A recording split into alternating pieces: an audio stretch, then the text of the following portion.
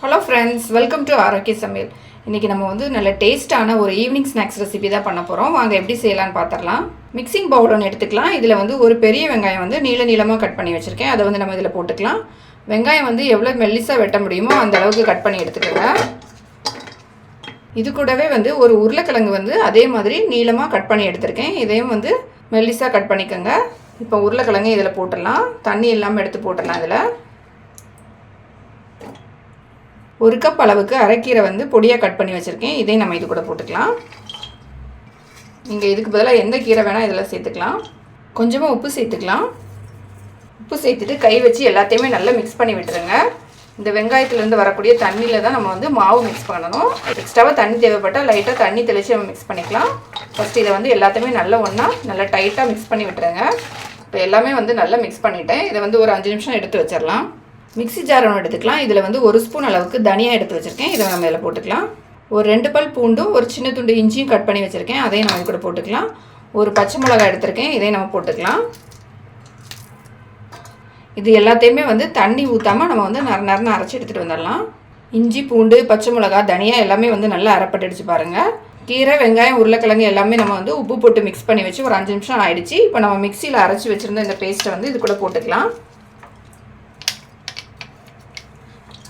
இது சேர்த்துட்டு 1 கப் அளவுக்கு கடலை மாவு எடுத்திருக்கேன். அதையும் நம்ம இது கூட போட்டுக்கலாம்.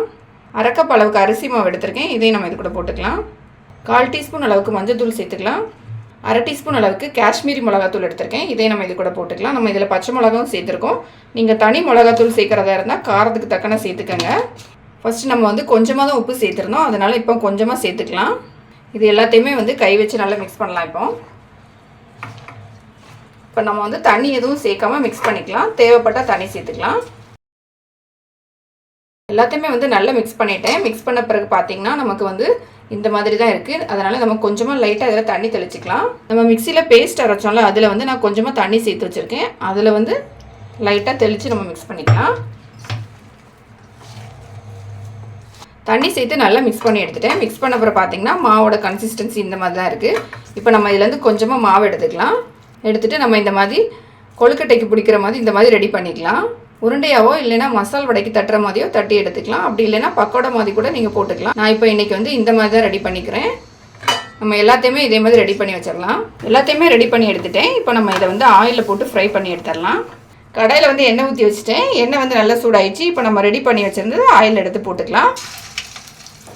ஆயில் வந்து நல்லா சூடான பிறகு மீடியமான ஃப்ளேமில் வச்சுட்டு நம்ம வந்து இதை ரெடி பண்ணிக்கலாம்.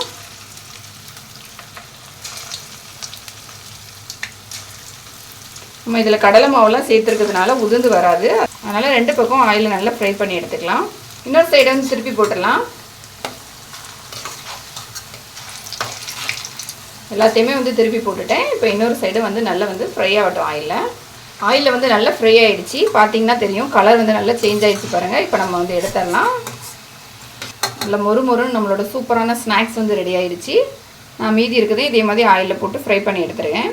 நம்மளோட டேஸ்டியான கிறிஸ்பியான ஈவினிங் ஸ்நாக்ஸ் வந்து ரெடி ஆகிடுச்சு. உருளைக்கிழங்கு, கீரையெல்லாம் வச்சு எப்படி ஒரு டேஸ்ட்டான ஈவினிங் ஸ்நாக்ஸ் பண்ணலாம் அப்படிங்கிறத பார்த்தோம். இது வந்து கண்டிப்பாக ட்ரை பண்ணி பாருங்கள். ரொம்ப டேஸ்ட்டாக இருக்கும். இந்த வீடியோ உங்களுக்கு பிடிச்சிருந்தா லைக் பண்ணுங்கள், ஷேர் பண்ணுங்கள். மறக்காமல் என்னோட சேனலை சப்ஸ்கிரைப் பண்ணுங்கள்.